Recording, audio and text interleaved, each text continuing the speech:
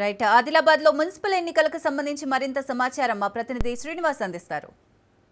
తెలంగాణ రాష్ట్రంలో మున్సిపల్ ఎన్నికలు ప్రారంభమైన ఇప్పుడే ఉదయం 7 గంటల నుంచి సాయంత్రం 5 గంటల వరకు ఇప్పుడే ప్రారంభమై 116 మున్సిపల్ రాష్ట్రం మొత్తంలో 116 మున్సిపాలిటీలు 7 కార్పొరేటివ్ ఎన్నికలు ఇప్పుడే మొదలని చెప్పవచ్చు. మనము మొత్తం రాష్ట్రం మొత్తంలో ఎన్నికలు ప్రారంభం ఇప్పుడు 7 గంటల నుంచి సాయంత్రం 5 గంటల వరకు ప్రారంభమవుతాయి. ఇక మనం ఆదిలాబాద్ జిల్లా, నిర్మల్ జిల్లాలో 4 మున్సిపాలిటీలు ఉంటాయి. ఆదిలాబాద్ జిల్లా మున్సిపాలిటీ 49 వార్డులు ఉన్నాయి. 314 మంది అభ్యర్థులు బరిలో ఉన్నారు. 216 పిఎస్లు ఏర్పాటు చేశారు. 1,43,655 ఓటర్లు ఓటు హక్కు వినియోగించుకుంటున్నారు. 69,869 మంది పురుషులు ఉన్నారు. 73,898 మహిళలు ఉన్నారు ఆదిలాబాద్ మున్సిపాలిటీ నందు. అయితే ఇక్కడ మొత్తం 216 పోలింగ్ స్టేషన్లకు గాను 128 పోలింగ్ స్టేషన్ క్రిటికల్ గాను సంశాత్మకగాను నిర్ధారించారు.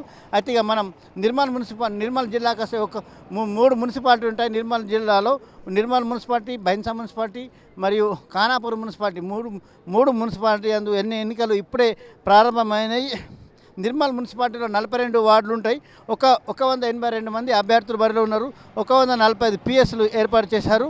ఇక బైన్సా మున్సిపాలిటీకి వస్తే 26 వార్డులకు గాను 115 మంది అభ్యర్థులు ఉన్నారు. 74 పిఎస్లు ఏర్పాటు చేశారు. ఖానాపూర్కి వస్తే 12 వార్డులకు గాను 56 మంది బరిలో ఉన్నారు. 25 పోలింగ్ స్టేషన్స్ ఏర్పాటు చేశారు. అయితే ఎన్నికలు ప్రశాంత వాతావరణంలో నిర్వహించాలి, ప్రశాంత వాతావరణంలో ఓటు హక్కు వినియోగించుకోవాలని చెప్పేసి కలెక్టర్ చెప్పారు. అంతే ఇక మన క్రిటికల్లో ఉన్న పోలీస్ స్టేషన్లు, సంక్షాత్మకంగా ఉన్న పోలీస్ స్టేషన్లను గుర్తించి వాటిపైన ఎక్కువ ఫోకస్ చేసినట్టు మనకు తెలుస్తుంది. ఇక నిర్మల్ జిల్లా మొత్తం 80 వార్డులకు గాను 1000 మంది పోలీసులు ఉన్నారు. పోలీస్ స్టేషన్లు 244 గాను 48 సంస్థాత్మకను 37 అతి సంస్థాత్మకను చేశారు.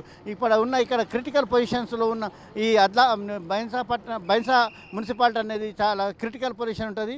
ఎందుకంటే అది ఎక్కడెంత సంస్థాత్మకంగా ఉంటుందని చెప్పేసి అక్కడ పోలీసులు దాదాపు 5,500 మంది పోలీసులతోటి పికెటింగ్ ఏర్పాటు చేసి అక్కడ ప్రత్యేకంగా ఎస్పీ జానకి శర్మ గారు అక్కడనే ఉండి పర్యవేక్షిస్తున్నారు.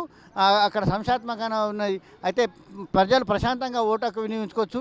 ఈ రాష్ట్రం మొత్తంగా కూడా జిల్లాలో కూడా మున్సిపాలిటీ 144 సెక్షన్ అమలు ఉంది కాబట్టి గుమ్ముగూడి ఎక్కడ కూడా ఓటర్లు కానీ అభ్యర్థులు ఉండొద్దని చెప్పేసి ఎస్పీ గారు ఆదేశాలు జారీ చేశారు. ఓటు హక్కును అందరూ ప్రశాంతంగా వినియోగించుకోవాలని చెప్పి వినియోగించుకోవాలి.